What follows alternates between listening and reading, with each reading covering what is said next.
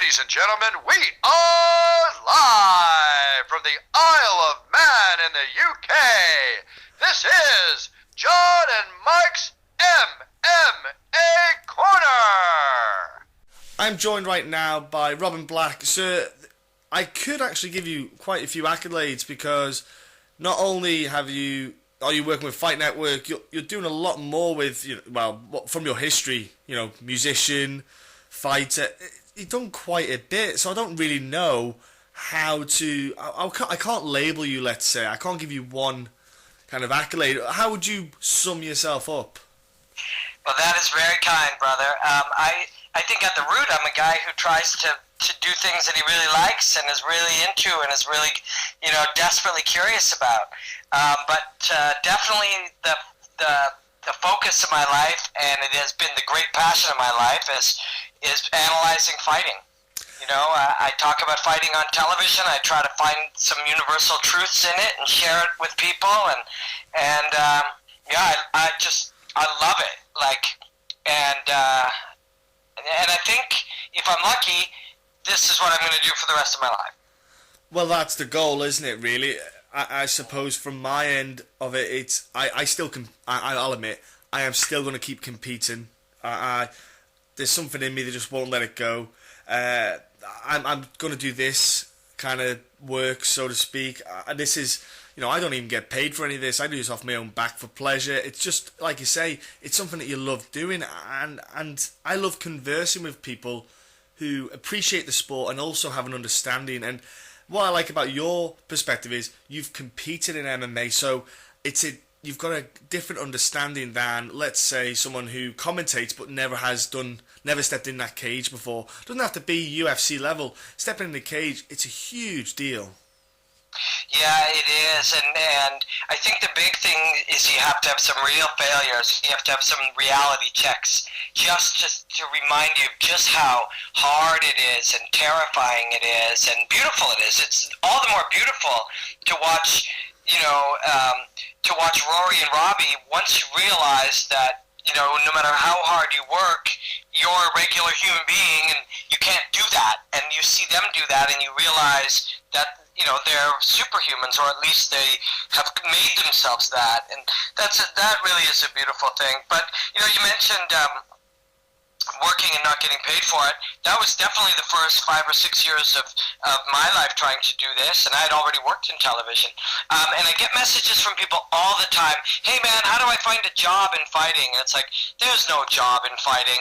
There is doing what you love so long and so dedicated that you get so good that maybe something might work, or you make it work to the point that maybe somebody will make a spot for you because there's no available jobs. 600 very talented people want every job that there is. You have to do something new and different, free by yourself, alone, and grow to the point that you prove that you have something that you could contribute. That is very true. That's the thing, I've never even bothered asking. All I've thought about myself is I wouldn't mind dabbling maybe in a bit of commentary or something like that. It's something that I've thought about. I've heard, especially in the UK, I don't know if you've listened to maybe the regional stuff in the UK. I think some of the commentary is a little bit poor, and I think they could probably up it a bit in quality.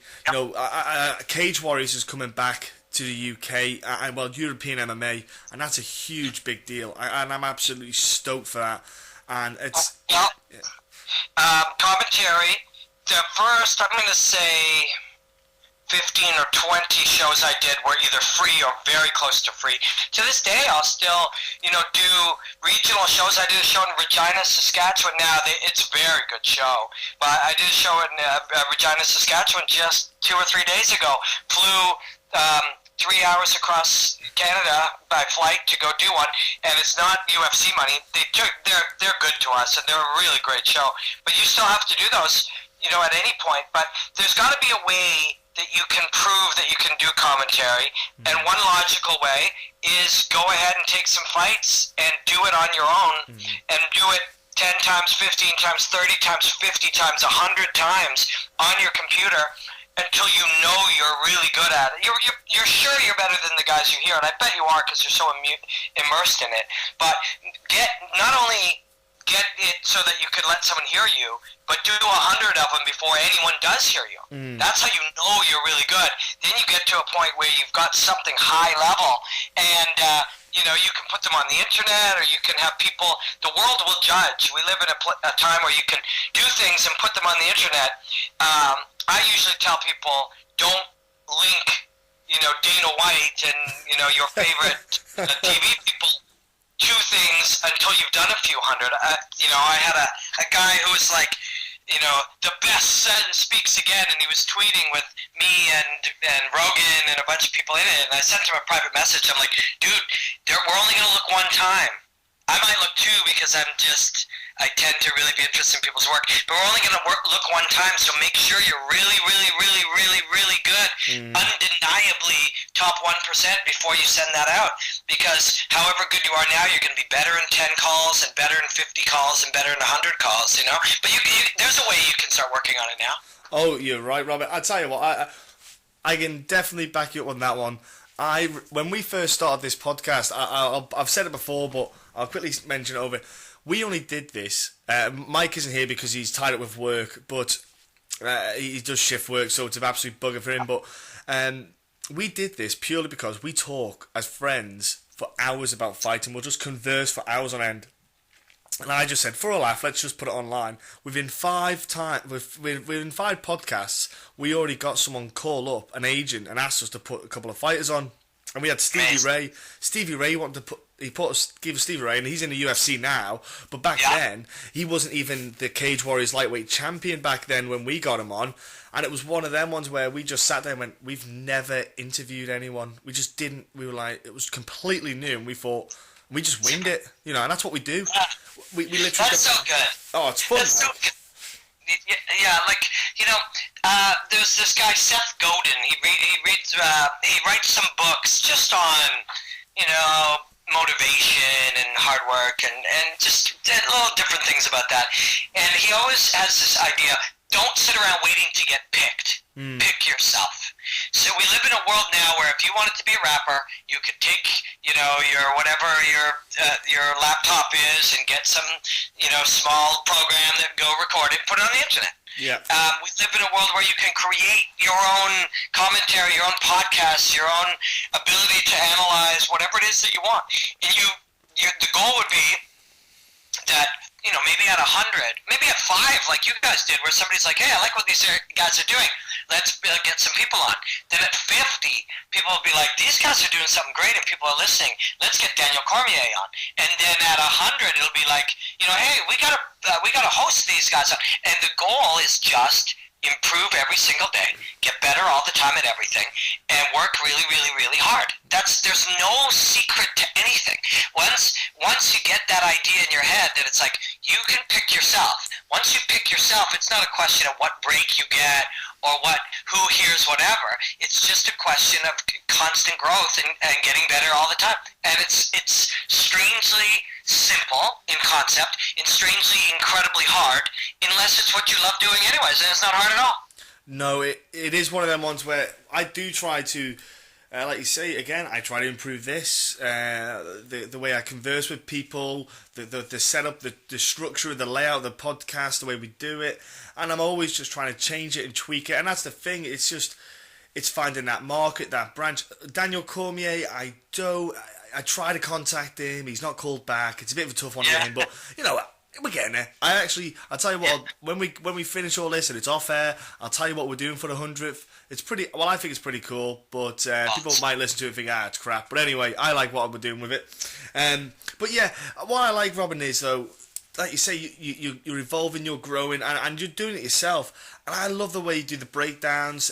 I like the way the graphics are all set up, and I like the way, you know, you talk in a way that you are technically breaking the fight down, but you're making it so accessible for people who maybe don't know the fight game well enough. You're making it easy for them to understand, you know, with the way you know, the movement, and the way you break, the way you kind of label stuff for people to, it actually helps stick in their minds. To go, Stockton slap, what?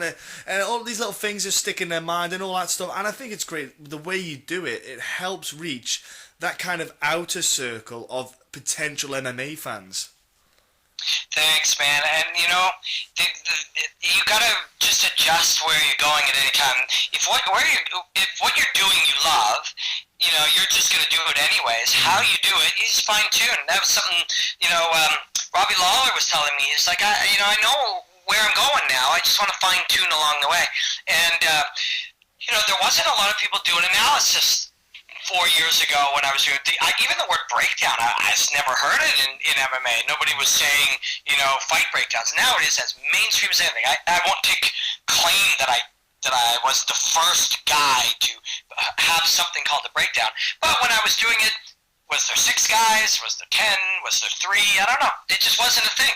But so there was no kind of job to go get or no market to go try and be a part of. I just was like, I think if you show people how cool and beautiful and interesting and intricate fighting is, they'll like it.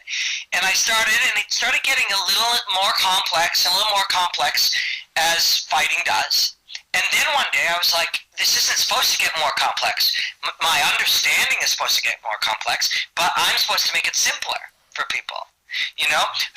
Analysis, it's really cool now. There are dozens and dozens of people that do consistent analysis, and there's hundreds of people who, if you look on their Twitter page, they call themselves MMA Analyst. I think that's a beautiful thing. But some of them kind of get, it seems, or at least this might be an early stage of evolving in this kind of area, they kind of get caught up in this idea of which one of us can use bigger words, or who's smarter, or who's saying the crazier, more intricate stuff. And I don't think that was ultimately the goal. The goal is to show the beauty. You can't show the beauty if you overcomplicate it. So I've been trying to figure out, so I've been studying poetry and syntax and rhythm and all these kinds of things to find ways to make it work. And then you mentioned the graphics.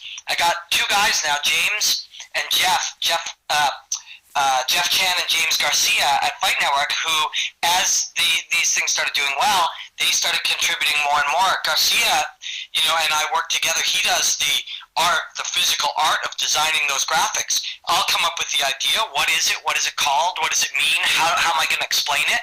I'll find maybe some motion, like Cormier and Jones punching each other, and then we'll come up with some titling, and then he'll just artistically find ways to make it visually cool. And the biggest thing with him, and I think this is a real big thing when you work with talented people, is I bring it in, hey, this is going to be, and I get excited, so he gets excited. This is what it's going to look like. These are the shots I want to use. This is what I want to say. And my only rule for you is do whatever you think is artistically the coolest. Yeah. So then you grow together. I tell you what, you got me. I'm smiling here a bit because you mentioned DC and John Jones, and I won't lie, I am pretty excited about that fight. Yeah, me too. That's the next breakdown. I've been working on it for between 10 and 15 days, and I've for sure got 5 more days. James has probably put in 2 or 3 man days. Jeff will put in at least 2. We'll be at almost, for sure, 20 plus days of working on this one before we shoot it. But I have a feeling it's going to be the best one we've ever done. It's just that there's something about the way these 2 guys come together. Jones is very unique, as we all know. Yeah. But then you identify, what is it really? What is it really at the root that's unique? And how can we explain that in a way that will give people eureka moments that are true? Because we'll say, oh, he's got incredible creativity. I think that's just what we're seeing, because we actually we haven't really sat down and studied for dozens or hundreds of hours to figure out exactly what it is. And I think we've done that. And we're still a week plus away from having it done, but we found something very special that universally applies, I think, to every fighter in every fight. I think he's one of the guys who's got a sublime fighter IQ, but what he does as well, everyone's, like you said, people said he's mysterious. He's not. He's just very smart at breaking fighters' rhythms for a start. That's one thing he's absolutely brilliant at. He can just break a fighter's rhythm with his random strikes, because you know a lot of guys will expect certain strikes to come along. He changes angles with the striking. He changes where he's throwing the strikes. I love the way I love the way he fights. I'm so glad he's back. Honestly, I think he is exactly what the UFC needed right now. You know, he is, and it's the rivalry that those 2 have. I don't think the UFC pump it up enough. Again, they did it the first time, but they need to do it again because that fight, it's possibly going to be fight of the year. Yeah, well, there's still a month, right? So, Yeah. so those guys took care of themselves at that press conference. But it's funny you mentioned breaking the rhythm. That's part of what our breakdown is. And you mentioned seemingly random, and that's something we touch on, that it isn't random. What's interesting about trying to really do a breakdown in a sense that you can truly influence how people see fighting. Not just that they go, wow. Like, the goal isn't to make anyone think you're smart at all. And you got to get rid of that. And if you read a breakdown or something, you go, wow, this guy sure knows a lot about fighting. He's done a poor job. Because you're not supposed to worry about the messenger. You're supposed to worry about the message. Yes. And in this one, there are so many different messages, and you just touched on a few of them. We got to make one or two, if you're lucky, that you can get across, where once you show people, they see it all the time. So there is, but then you add to it that this is the stuff I like about fighting, is what's going on in that. But you add to it that these guys hate each other, that these guys verbally assault each other, that these guys fought before. All of these variables capture different people's interests and different layers of people's interests. So these kind of fights have everything. They have literally everything. They have skill and speed and talent and athleticism and guts and talk and hype, and they have everything. Now, I'm going to go a little bit offset at the moment, but one thing that you do that people might not know about is you work with, I call him a mind strength coach, is what I like to call him, okay? Yeah. You do like the psycho. Where did that come about? Because I'll be honest, we ourselves, I got in contact with a guy in the UK called Rob Dawson. I don't know if you'll know who he is. He works for a company called, his company is Mind Sport Consulting. And I had him on as well a while back now, and talking about the mind. Because I think a lot of people, even in the game itself as commentary, they don't realise how powerful of a weapon the mind is. Yeah, and how the structure of everything is built around it, and that's something that I think it's great when we say, hey, it's 90% mental. Oh, the guy got discouraged. Oh, he overcame something to be mentally strong. All those things are great when we say them, and that is good that we say them. It's good that people hear it, but to really understand it, like you fought and you've trained, and anybody who's trained, and there are millions of people who train the martial arts, if they've sparred or even done jiu-jitsu or wrestling, there are moments where they fail themselves. And we all think that, we all would get down on ourselves with that until we realize that is at play in every single fight. If a guy jabs you in the face enough times, you stop moving forward. That's programmed into our brain. That's not something weak. That is natural. The reason humans exist is we would learn if something was dangerous, we didn't move towards it. That is part of our evolution. But so you have to experience it to some degree to really be interested in it. Then you have to care enough to pursue it. But it's something I've always been deeply interested in, and I started to see with my favorite fighters. 3-4 years ago, when I was doing breakdowns, it didn't take long. Breakdown number 15 or 20 of 150 or whatever, 200. I don't know what I've done now. I'll have to check. But number 15 or 20, I was doing Carlos Condit. I was doing Uriah Faber, and I was looking at the idea of you're teaching your opponent what to do. So I'm trying to teach you how to lose this fight. Or we're learning, or we're pattern setting something. These were the general mental concepts I was thinking about, and I talked about them. And then I was in Russia commentating the World Combat Games. So it was maybe 15 or 20 different combat sports. Literally name a combat sport. I mean, even Aikido, I didn't commentate that one. They had fencing, it was like an Olympics of combat. It was amazing. We were there for 16 days. And it was very hard, and it was very exhausting, and I would do 8 hours, for sure 5 hours a day of commentary, up to 8 hours a day of commentary, and we'd do 5 different sports in a day. It was really mentally fatiguing, but it was really exciting and fun. And I got an email on the toughest day from a friend now. He's going to be in town this week, Dr. David Klonsky, and David is a he's a professor of psychology at the University of British Columbia. And he said, where did you get this mental information? He's a martial artist, and he's a psychology PhD. And he said he wanted to know where I got it, and if I was interested in chatting with him, or if I was interested in writing a book together, which was an enormous compliment to me years back before, mindset was all that big a thing. Like, I took it as a very big compliment. We started working a little bit together, and it was something I was more and more and more curious about. Researched more and studied more, and the more you look, the more it would play a part. And then I pursued David Mullins, who is a friend of mine now, and we do that podcast together, The Mentality of Combat Sports. He's a sports psychology consultant with SBG Ireland and many other teams, and we started doing a podcast together. So I would take his experience in real time, and I would pick his brain by asking the right questions about things. As I studied combat sports psychology, I can ask him things in real time. Well, how do you work with these guys and so forth? And so that's been going on and on. Now I have a friend, Tracy Trudeau, who's another psychologist from Edmonton, Alberta, who, so I have this little dream team, me and these three experts, and, I whatever level of expertise angle that I may be able to contribute, and together we've been working on advancing this kind of stuff. I kind of connect to all three. David Klonsky and I are working on that book very slowly.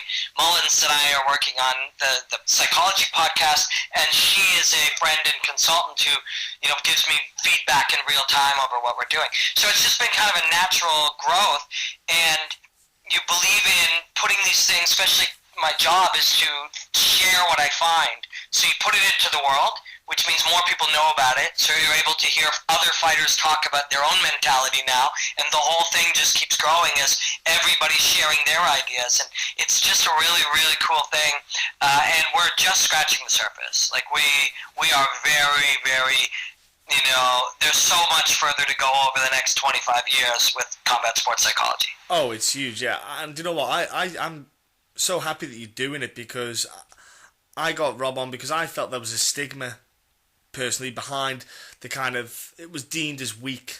You were deemed as weak if you felt that you weren't mentally prepared or something like that, and there was a stigma behind it, and I thought it was ridiculous, because I actually had Rob I'd say treat me. I thought, right, okay, well, what is it these guys are going through? Because I had guys speak to me and say, look, he's fantastic, etc. And I was like, really? What, does he make you look at pictures and tell you what you think it is or something? I was like, really? Come on, guys. So then I just thought, right, okay, I'll try this out. And like you say, I was a bit blown away. I couldn't believe what I was taught, like, how much I was saying and what I was saying, and then how much you got out of it. It's insane what these guys and ladies do. It does make a difference, and I actually found a lot out from myself what I was missing or lacking, maybe in my own training. Did you, from obviously doing this, did you learn a lot yourself? Did you, maybe when you go to jiu-jitsu or when you're doing a bit of sparring, did you go, actually, yeah, that's maybe why, or X, Y, and Z? Yes, definitely. And then you build on that knowledge. So you understand why you do or don't do something. And then that knowledge, now that you know that, you start looking for the answers to that. Oh, this caused this. Well, how do I fix it? But I apply it in everything. Particularly, the biggest thing, I think, I apply the thought of constant growth, constant mindfulness, constant self-study to see what you did well, and give yourself a little pat on the back, and where you can improve, and where you let yourself down and stuff in my work, in my life, and I think that's kind of the key. You mentioned that it used to be considered weak to go, see a sports head shrink. Now I think it's weak to not. If you lose and you say, wow, this is bullshit, like the judge got it wrong, and that guy kicked me in the groin. If you do that, to me, that's weak. If something either didn't work or did work, but you didn't learn enough from it, that's weak. It is your responsibility as a fighter and as a human being. As our job, what a man can be, he must be. There is a potential that you're capable of. It is your responsibility to grow to that potential. It is your responsibility to continue to self-actualize and see what you're capable of. Take these challenges on, try and fail so that you may grow. That's the responsibility of human beings. That's at the root of any cause that any problem that we may have in our cultures is people get stuck somewhere where, well, what will make me happy is being prettier, so they get their nose done and their boobs done, or a guy, will only work out but not improve other areas of their life, or they say, the only thing that will make me happy is becoming rich, so they just get rich, but they're unhealthy, or they don't learn other things, or they don't contribute. It's their job to actualize, to become what we're capable of, and that you learn. If you study fighters, the great ones are literally walking examples of that. There's no, there are exceptions, but if you use John Jones as an exception and say, actually, that guy did cocaine, he doesn't train as hard, he doesn't whatever, all that means is he has even higher potential. Yeah. So temporarily speaking, he has not been pursuing his real potential, but what if he's doing that now for this fight? What if he really is truly going to live up to his potential? Because the guy did coke a couple weeks out from something and doesn't show up to the gym and has a bad attitude mentally and all these kinds of things and still wins. All that means is he's capable of infinitely more. And I'll be honest, I just want to hug Daniel Cormier if that really is what John Jones is doing. Yeah. I'm not saying I'll be honest, I expect John Jones to win only because I just can't see how Daniel Cormier can evolve his game enough to overcome the assets that John Jones has, in my opinion. Obviously, everyone's got their own, and we're all allowed it.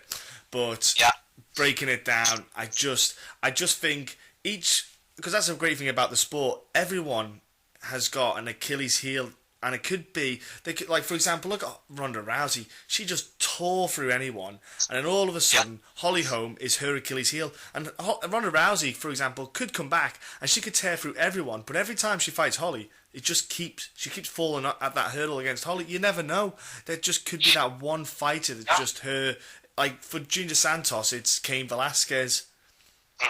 So then you look at it, it's like, what is that? It can't just be a person, because that person is just a body type and a collection of skills if you approach them properly. Yeah. Holly Holm is not anyone. She's a bunch of things that you need to overcome.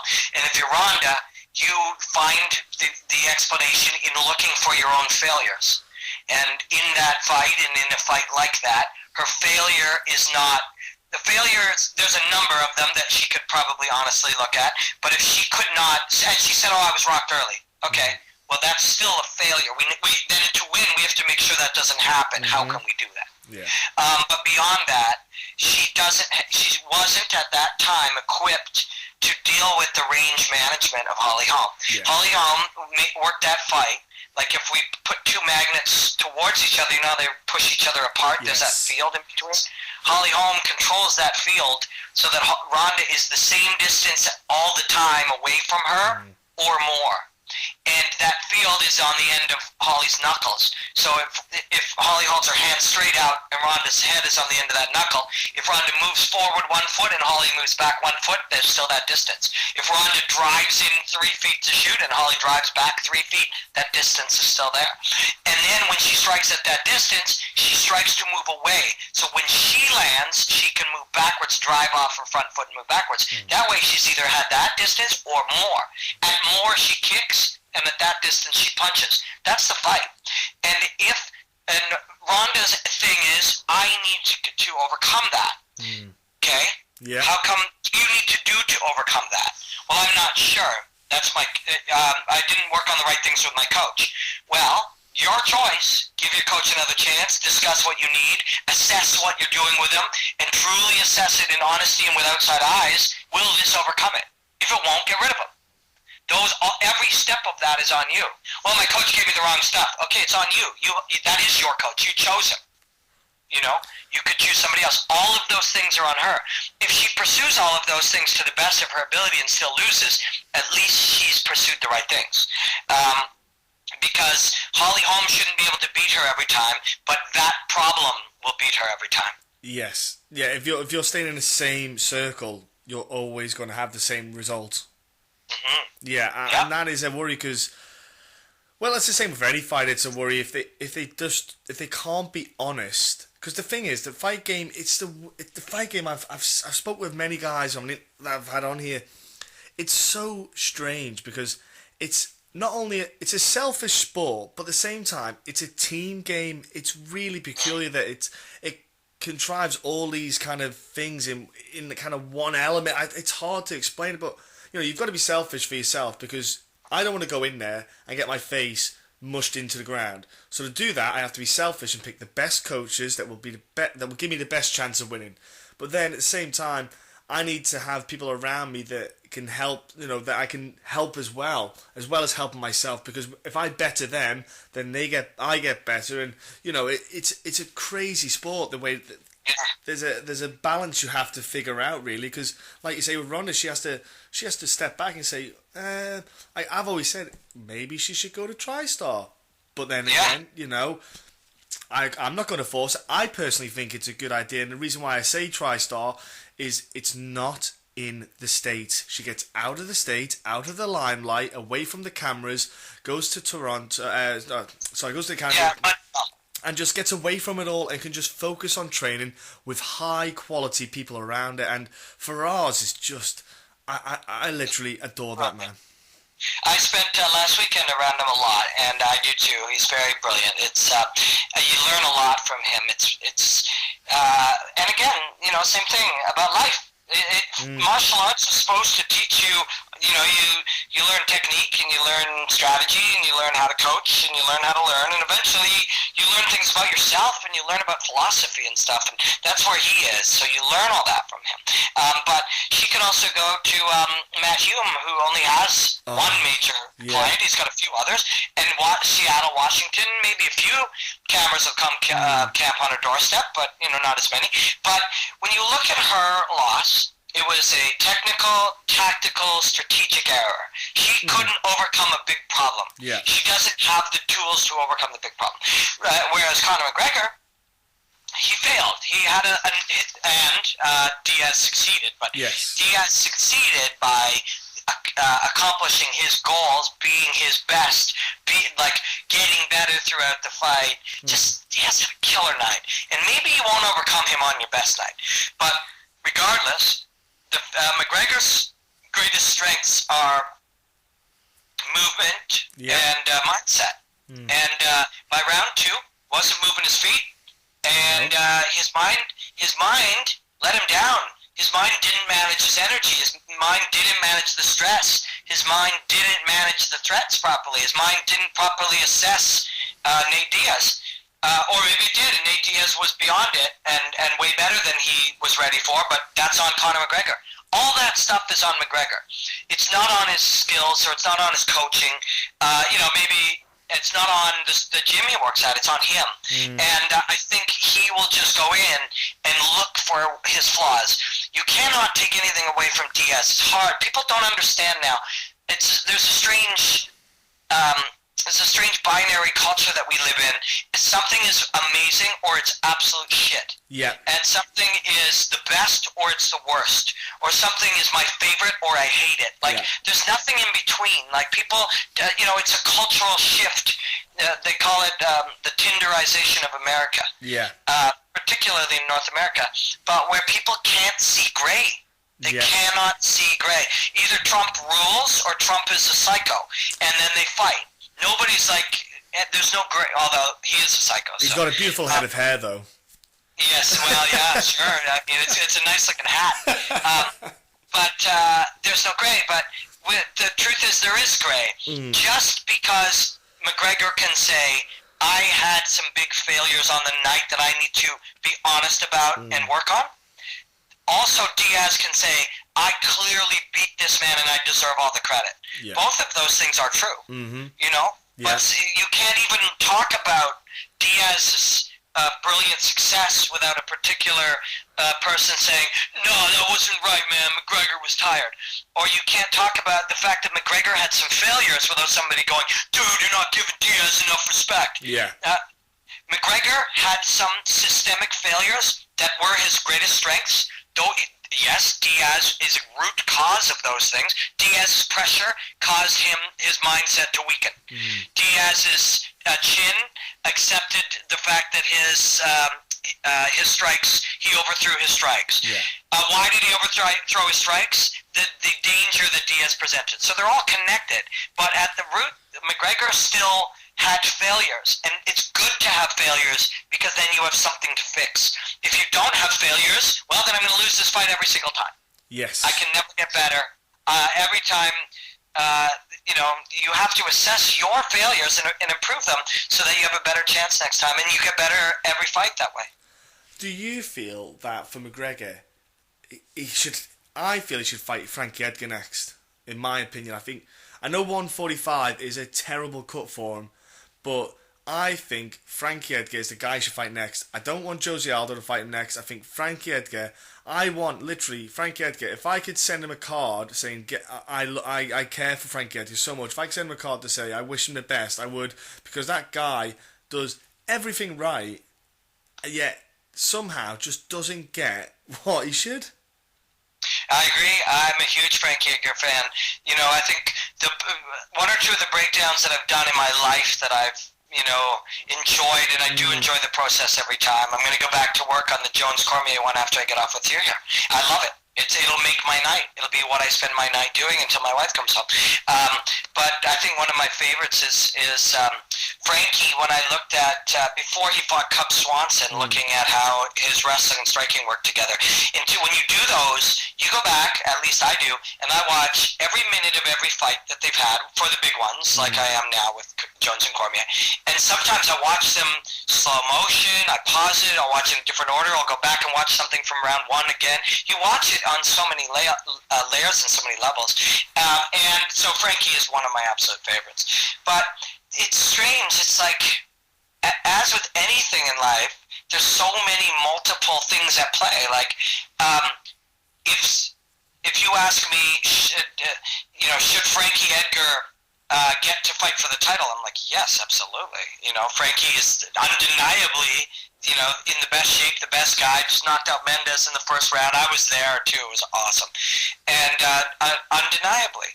But it's not just what is right, because what is right is colored by all these other things.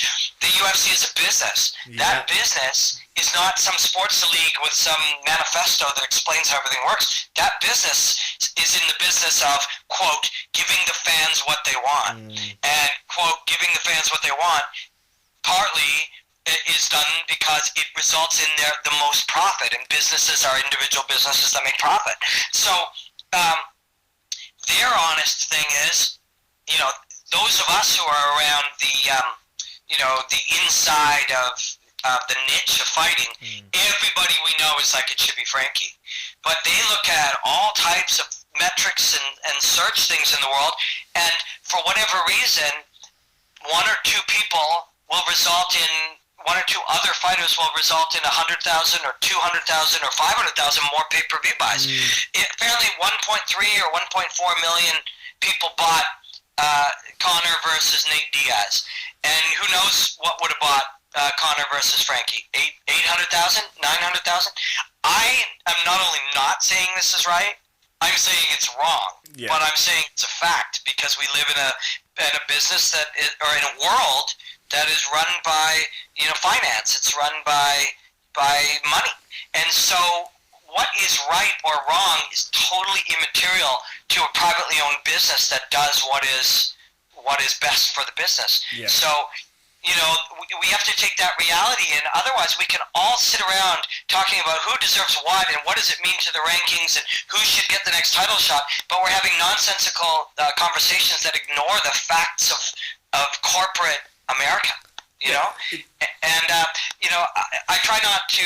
I've at different times really badmouthed, some of the old school media, particularly the kind that just says 20 minutes after a fight, so what's next for you? And where do you think this puts you in the rankings? And who would you like to call out? I mean, that shit's irrelevant. I try not to focus on that as much anymore, but there's certain shows where you'll get 3 or 4 media people around, sitting around having that conversation. They're ignoring the one truth when they have it. Well, this guy beat this guy, therefore he should be next for this, and that guy, lost to him, so there's no way he should. All all of that is immaterial. It's just, you might as well not even have that conversation unless you want to be frustrated like, every time you find out what's happening. The truth, if we just thin slice it down to what's up, whatever will result in the most people wanting to see it is the fight that they'll make. And again, I'll repeat it. I don't think that is, quote, right, but we're crazy to not accept that truth, not at least accept that that's how, corporations are run. Oh, I'm with you on that. Honestly, me and Mike speak about it. I speak to other people. I've spoken to many people about it. It is quite frustrating, but then again, you've got to respect the fact that it's a business that needs to stay in business, and they have to make the best choice for them, as well as trying to balance out what's best for the fans as well. And if we were if we owned that company, we'd probably be doing the same thing. Let's be honest, because if they can make more money, it means they can do more, and they can maybe get more guys in, and they can maybe put more shows on. It is, like you say, mate, it is so tough for them. I just sit there sometimes, like you say, and I said Frankie because I just, like you say, I love Frankie, and he does everything right, and I just feel awful for the dude because, like you say, he's like Mike was at the fights as well for the Chad and Frank. He went to all three that night. It was three in a row, wasn't it? You see, it was the Page and Rose, and he went to all three of them fights, and it was one of them ones where I tell you right now, I did not expect Frankie to drop him in the first. I don't know if anyone did, not even. But then Frankie put his feet down, like he said. You noticed it. He planted his feet a little bit more, and he let those hands go. And I just was absolutely flabbergasted by that performance, blown away. Now, if you think about it, the problem with Frankie is, like you say, he doesn't talk trash, so to speak. He doesn't get the people engaged. But another guy like that, and I want to see if you have a perspective on it, is, man, I love Demetrius Johnson. He is like watching the future in now, and he is magical. But why on earth do people not get their head wrapped around this flyweight division? I've had Ian McCall on a couple of times. He's a good friend. We have a good crack together.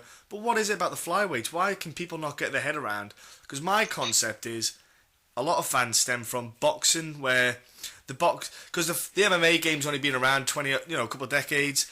Back before the MMA scene kicked off, what was the biggest pay-per-view draw? The heavyweight division. You had your Mike Tyson was just around the time of the UFC kicking off. So it's the heavyweight division. So when the fans transferred over, they kind of still have that big guy kind of attitude towards the sport, when they don't realise how much technical side of this fight game is. So being on the ground and the movements and everything that's required.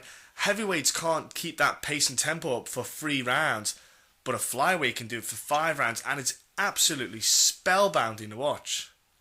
Yeah, when we were in Montreal, Demetrius was fighting Horiguchi. Yes. And, I watched 20 media guys, maybe more. They each took their turn. They stood in a line, and one walked up and said, Demetrius, why is it that you're the best fighter in the world? Why is it that you're having a hard time getting people to buy your pay-per-view?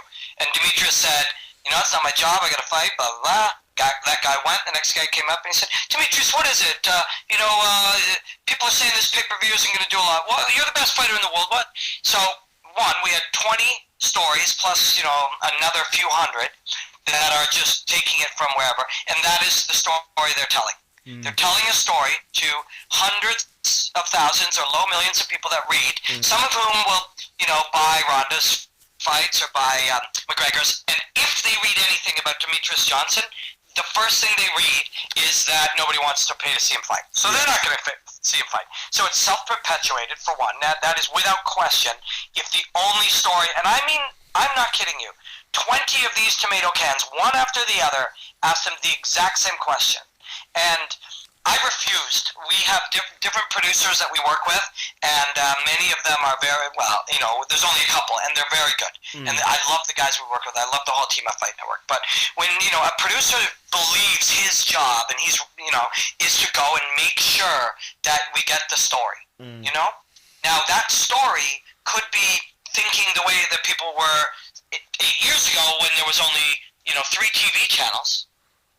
or 10 years ago, that we got to get the story that we think. And although all three of our TV channels are saying the same thing, it doesn't really matter because we got a third of the audience, the other guy's got a third of the audience, the other guy's got a third of the audience. Now there's 100. Sure. And if we're the same as 96 of them, the most we can get is 1/96th of the audience. Yeah. If we are, or 1/97th, because we would make 97. If we're one of the other three that tell us something else, anyone out of that 100% pie who might be interested in something else other than that story, or they click 3 times, they see the same story 3 times, we'd get them all. We'd get them all. So one, it's a media issue, is that there's so little imagination. Everybody thinks the first idea that comes into the head of a producer or of a guy holding a microphone is the first idea that comes into the head of 96, whatever percent, close to 100% of all the other tomato cans who just come up with whatever. It's like, hey guys, we got to ask about this. No, we don't. In fact, everybody's going to ask about that. Our job, if we want to bring something special to an audience, is to ask some other thing. So that's that. Then, secondly, it was brought up to Matt Hume, who only one or two of them talked to, and he answered it definitively. Demetrius wasn't interested, but Matt Hume was, his coach. Matt Hume says, the UFC has done a great job of promoting fights. They have not yet done the next step, which is to educate the audience. And he's right.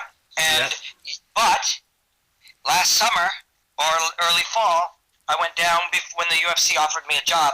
I went down and met with them, and I told them that. And Dana White gave me an hour, and Craig Borsari, and they got to know me to see what I could contribute on whatever small level. But one thing that no matter what I was doing, before I went home, regardless of what job I did or didn't have, or what they thought of me or didn't think of me, one of my primary jobs in that meeting was to get across to them that there are millions of opportunities to teach this audience. That the teaching we haven't done that. That we all, the royal we haven't done enough of that. And that the reason you're talking to me right now, the reason they were talking to me right now, was because I'm proof that they are interested in that. So, and I gave them, and I'm not, again, it's easy sometimes you start talking and you get, you start to sound like you're so full of yourself. It's something all of us should check, all of us. I'm checking it right now.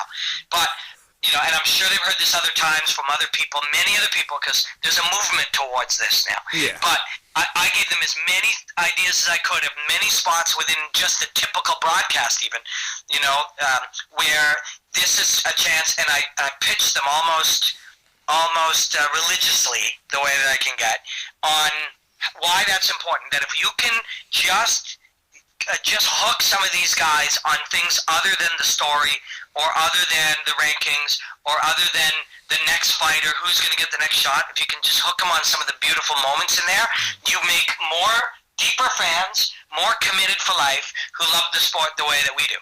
And you could see that I was not the first one to say it to them, but I tried to be another voice to do that. And coincidentally,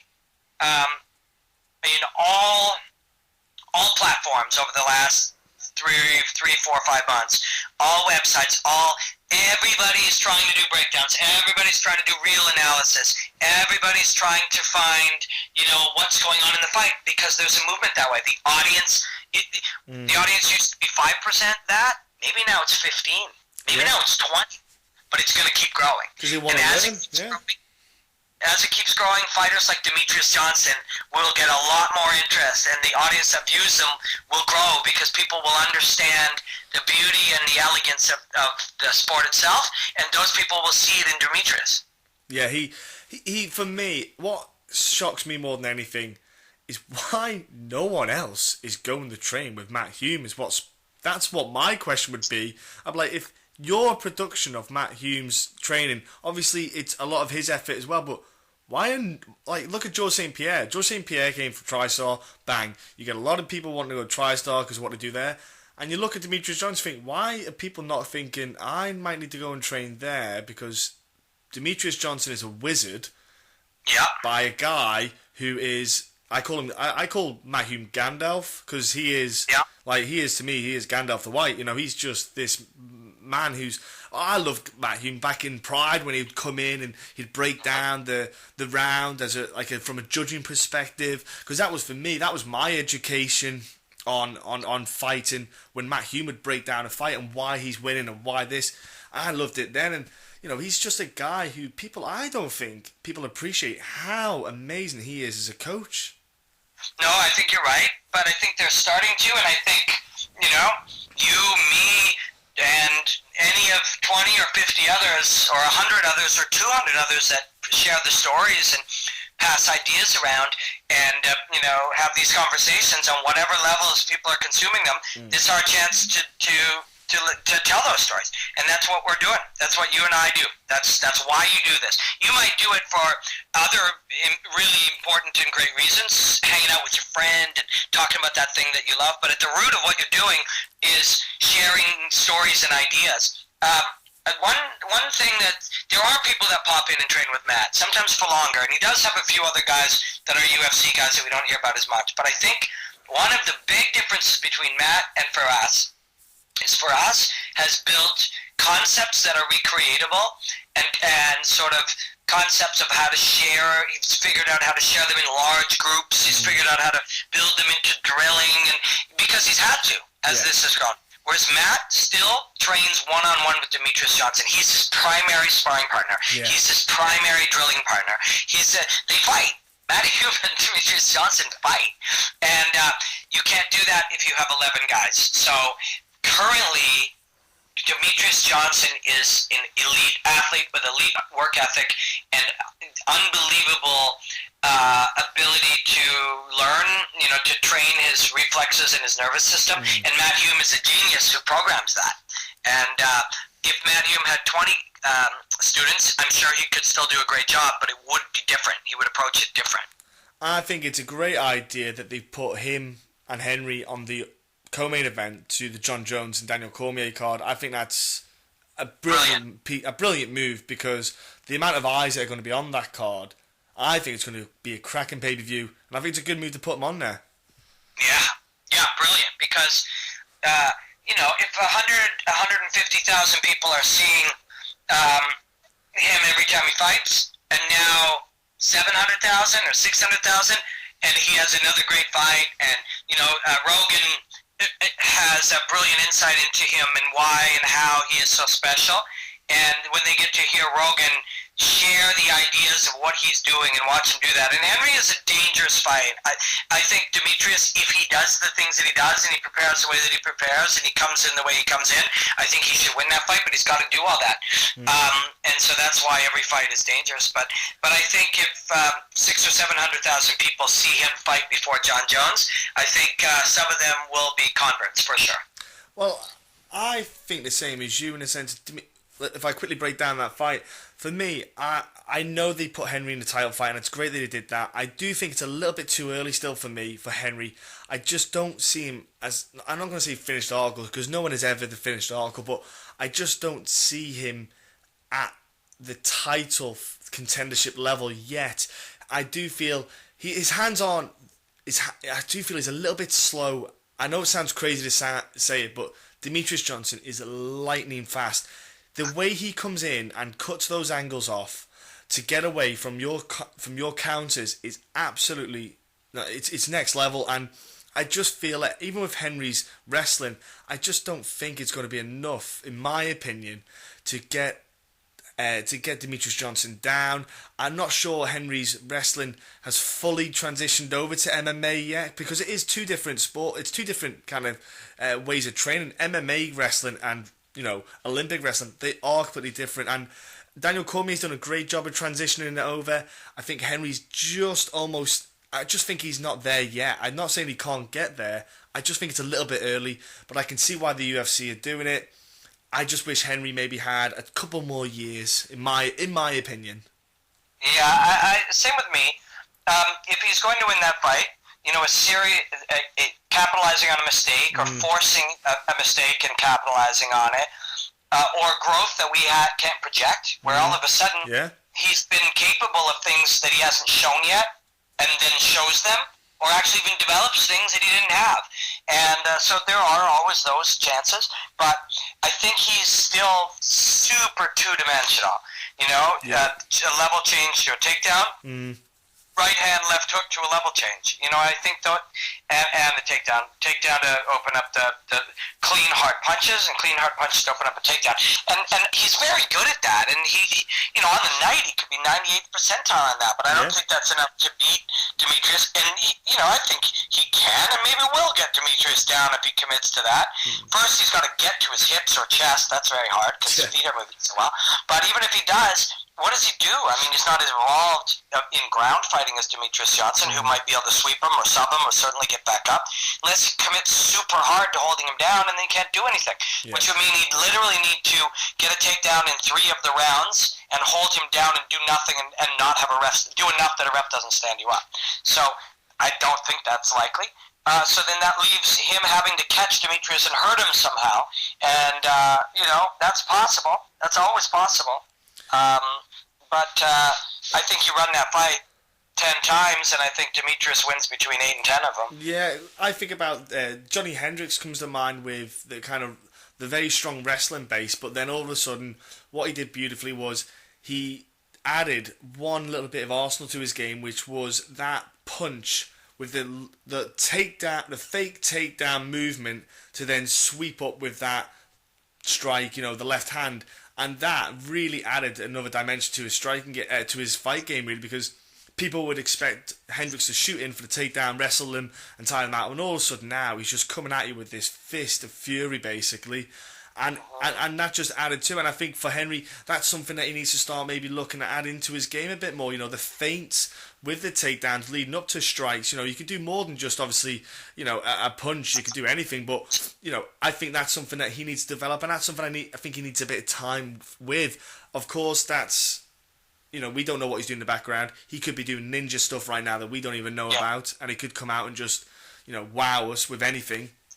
I hope something, you know, I'm looking, if it happens, I'd love it, you know, I'd be like, wow, I'm happy, you know, that's happening. I love MMA, and anything happens. Yeah, it's true. You know, it's strange now. It's something I'm trying to come to grips with, and how I'm supposed to deal with soon. It's a fallacy that you need to have sort of an unbiased approach to anything. Now, the audience is who manages that. You know, if Joe Rogan leans too far, and I use Joe as an example because he's the best, and he's the one we most, and he's a friend, and I think he's absolutely fucking brilliant. But Joe will hear about it when he comes off too biased. People will be like, why will the UFC let a guy like... The UFC doesn't... There's no weird structure that says when you commentate a football game that you're not allowed to have human bias. So when I'm presenting things in any official capacity, I try to get that down as minimum as possible, be super aware of it. It's just self-awareness, but it doesn't mean it's not there. So after, you know, it's usually people who have this unreal gift or elite skill. I start to kind of, you know, be a fanalist. Yes. You know? I'm a fanalist of Demetrius Johnson. I've studied him so deeply that you know, his performances mean something to me personally.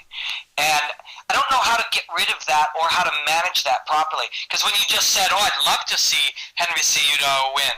Well, I would love the upset and the drama of it, but I would also find myself on Sunday feeling really bad for Demetrius Johnson. Yeah. I would, yeah. Yeah, and that's true, right? I think anybody who looks at something, I just will talk about that, and people will be like, I can't believe how biased this guy is. Everybody's biased. All people are biased. To pretend you're not biased is just a straight lie, you know? But I guess we want our talking heads on television to lie. I mean, the reason, I don't know if you follow American politics, we're in Canada, so we get it on TV a lot. But the big thing, if you've noticed this Donald Trump character and then the guy that people are talking about, Bernie Sanders on the other side, the reason people are paying attention to them, good in somewhat Bernie Sanders way, and good and bad for the people who like Donald Trump. The main thing is that they don't lie, or they're not lying the way they used to. They used to say, well, when politicians talk. Yes. Politicians talk politician ways. Well, now they're not, and people are showing that they'll react to it because we've spent too many years of lying to audiences. And newscasters do it. People who cover sports do it. People have a TV persona. Yes. I'm standing here in front of Liverpool auditorium tonight. These two people do battle in what will be. That's not a human conversation. No. So we've created this very strange ritualistic bullshit in the way that we present, news and sports, and I think people are tired of it. I think as much as it will weird somebody out to hear,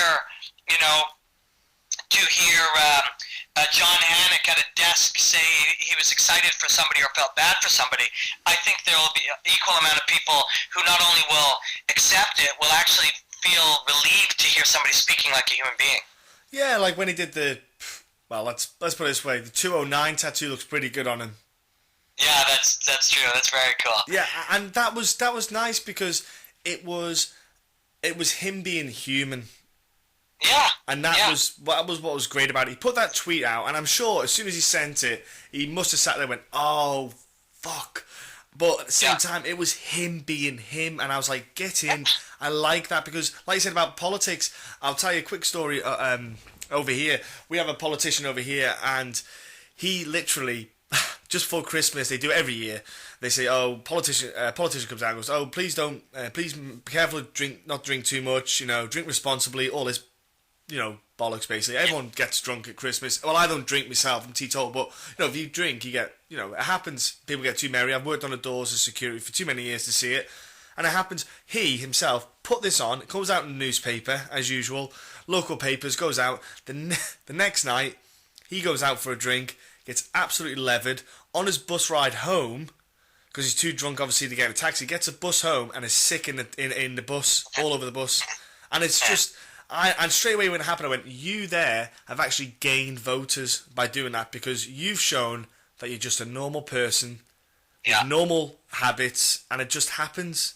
And that's what, like you said, John, and I don't think there's anything wrong with, I say bias, but there's nothing wrong with getting excited about Demetrius Johnson fighting because we should all be excited because he's one of them guys that we won't see too often. Like Anderson Silva, it was this magical person going into the cage. You just sat there and went, what will he do now? Same with John Jones, and I don't think there's anything wrong with that. It's just, it's admiring someone's skill set.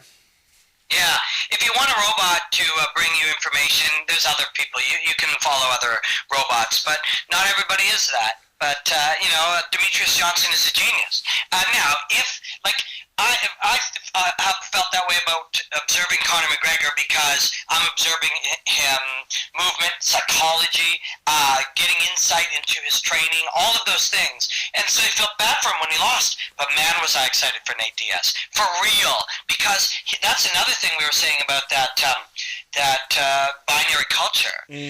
Somehow you have to only like one and hate the other. It's like, also, people be War Diaz, Conor McGregor sucks. See, I told you. It's like, how can you say that? If Diaz is your guy, you need to have that. Why would you not want to know that he beat the best?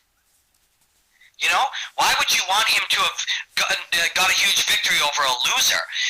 So your natural inclination, in your face, McGregor, you talk too much? No problem, fair game. But see, I told you McGregor sucked. Wait, so does that mean Jose Aldo sucks more? Yeah. So that means Jose Aldo is the worst of all time? No, we know Jose Aldo is one of the pound-for-pound greats. Yeah. And McGregor beat him. So McGregor's amazing, but Aldo sucks. No. Diaz is amazing, but McGregor sucks and Aldo's the worst. Like, you want Diaz to have beaten someone great, but I was so pumped for Nate Diaz because it meant something that he was able to beat somebody of that quality, you know? Yes. But those emotions, I think, I'm trying to figure out how and where they play into analysis. And my answer for it is much like it has been for everything else. Just work it out in front of your audience. Yeah. You know, there are people, you know, we get to do hours and hours and hours of podcasting and television during the weeks, every week. And I think one of the things that people, if they like our stuff or if they don't like it, one of the reasons is because we try to give it to them straight. And if we don't know something, we say we don't know, but we're going to try to figure it out. And if you do happen to like our stuff, watching some people rationalize and figure things out can be interesting. And we can, you know, if we learn something, if I learn something good or bad in doing this, I'll learn how to do it my next challenge better. You know, if you follow it through with us. That's it, Robin. You're nailing it there, because that's why, for example, I like conversing with. I'm speaking to yourself now, and the reason why is because you can talk the way I talk in a fight game. You know, I won't sit there and go, "Oh yeah," but he's like you said, Conor McGregor sucks, though. You know, if you lost to Nick Diaz, he sucks. Like, no, you break it down on a technical stand, and that's what I like. I've had like I say, I like. Chuck Mindenhall, Jeff White. I've had a handful of guys from the States, and you know, I'm trying to bug Ariel Awani to get on as well. I'm trying to get a lot of people who I can converse with, so hopefully when people listen, they'll understand why we're talking about it in the way we are, instead of just sitting there. Because you could have us sitting here going, yeah, McGregor sucks, Diaz is awesome. What does that doesn't educate or inform anyone of anything. It just adds and feeds to the mass of uneducated MMA fans, and that's all they are. They're just uneducated, and they have that. It's kind of like with, in the UK, you have this, I hate soccer, if I'm brutally honest, but I call it sissy soccer. But anyway, you've got this, the fans are just vile. They drive me insane, especially on social media. The stuff they say about each other, I'm just thinking, do you know what? They're just guys who play a game, and if you lose, you lose. Like, I like American football. You know, I'm a San Diego Chargers fan, and do you know what? I can sit online and talk with other guys. There's a guy called Will Martin who I love the bits on social media. I've had him on a podcast. Great guy, loves MMA. Like, he does fight breakdowns. Robin, you'd actually probably might even like his YouTube channel. You might even like his stuff that he does. Lovely bloke. He does fight breakdowns, and what he does, he just talks with me about it. He's an Arizona Cardinals fan, but we converse, but we don't sit there and go, "Oh, your team sucks."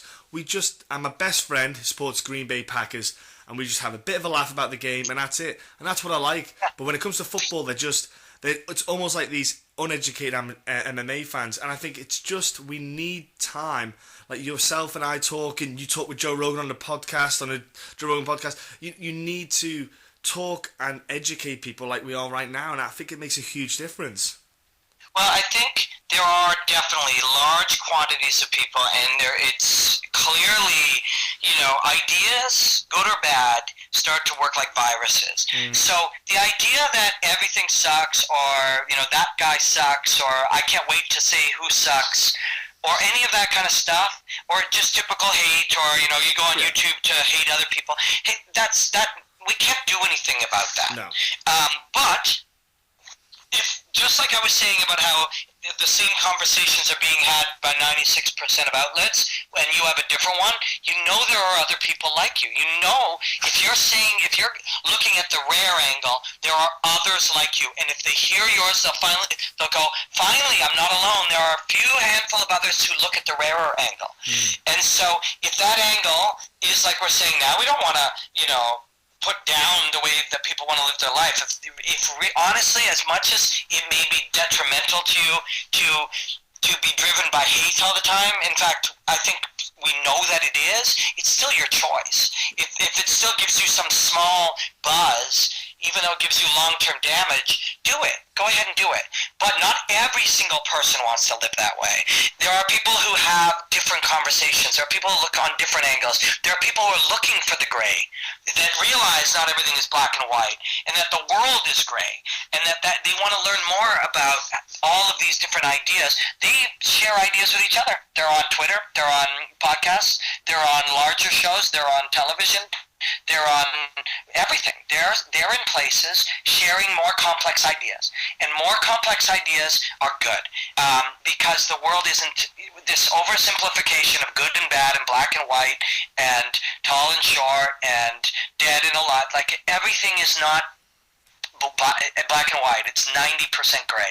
And so if you're talking about the gray, if you're having conversations about the gray, it might not get as many clicks. It might not sell as easy. BuzzFeed can't build a whole website around it, But if it's the conversation less had, doesn't mean there aren't people out there wanting to have it. And that's why you have it.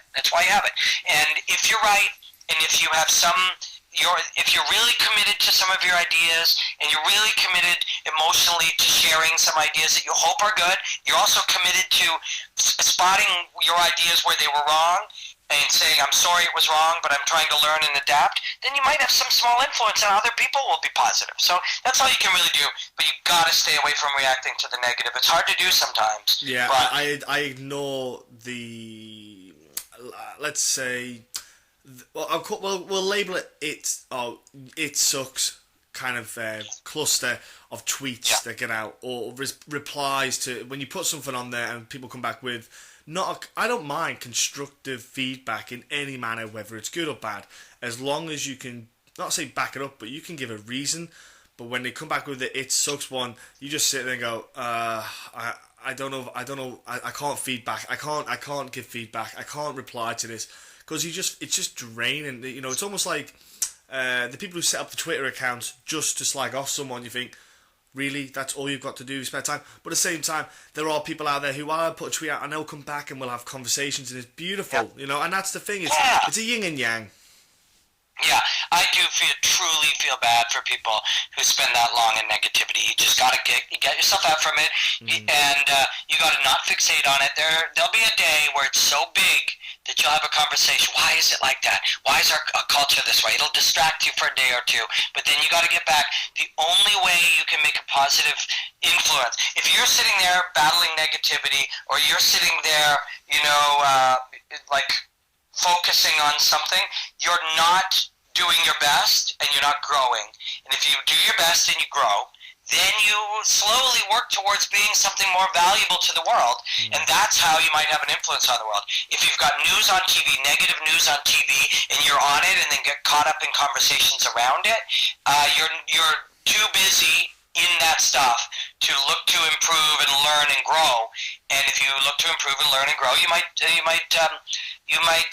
contribute something positive. So, my brother, I think we're at about an hour 15, and I've still got. I was going to say as well. Hours. I didn't want to overstay my welcome. So, look, Robin, before you shoot off, can you let everyone know on social media how they can contact you, follow you, watch your stuff as well? Because you're on, everywhere.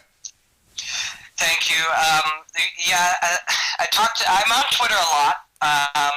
I go through periods where I can't be for days, and I'm in one of those right now. I took the break to talk to you because we'd been in touch, and when I was traveling for work, I had 2 or 3 trips, and I have 2 or 3 more this month. We didn't catch up, so I'm glad that we did, my friend. I can't wait to talk again. But Robin Black MMA on Twitter. I won't be there for a day or two. I'm working on this John Jones and Daniel Cormier breakdown and doing my full-time job. The breakdown should be up at UFC.com and on the UFC's YouTube page. And usually the UFC and or Dana will tweet it out.